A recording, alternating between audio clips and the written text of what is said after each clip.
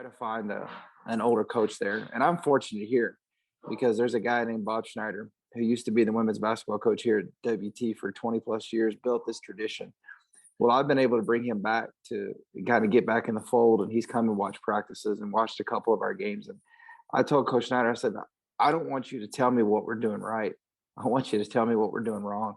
And so I can really reflect on that, and he and I have talked, 3 or 4 times about things that he thinks that we can get better in. The thing that's tricky about resolutions is, if they're too big, like how do you really measure what if you were making any headway toward that goal?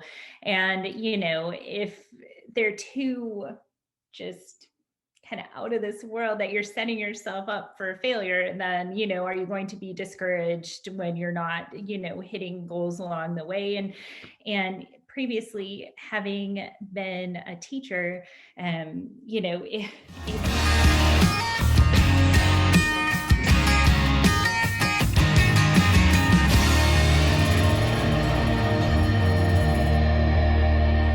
And then the biggest thing, the thing that so many of us, I think, miss the boat on is, am I getting enough sleep? And am I getting enough quality sleep? Because you can do all those other things right.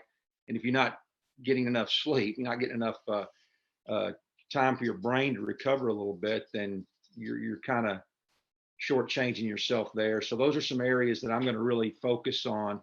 Decluttering a little bit, getting some things off my plate, focusing on those good personal habits that are going to allow me to go do my job at a much higher level. And hopefully, you lead by example. You're the people around you kind of see those things. They take stock in that, whether it's your assistants, whether that's your players or whatever, but just your family level to marriage level. And then also from a leadership side, because I subscribe to the thought that I can't pour out of an empty cup.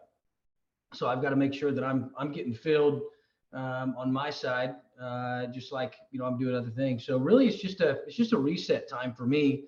I typically take off as much as possible in between Christmas and New Year's, and I'll sit down with the pad and a piece of paper. I've already kind of started lining out the things that I want to accomplish this year that I feel like the Lord's leading us on a family side, and then start putting action steps behind that. There's a cool. I'm a big reader, so another book reference, Tribe of Millionaires is a really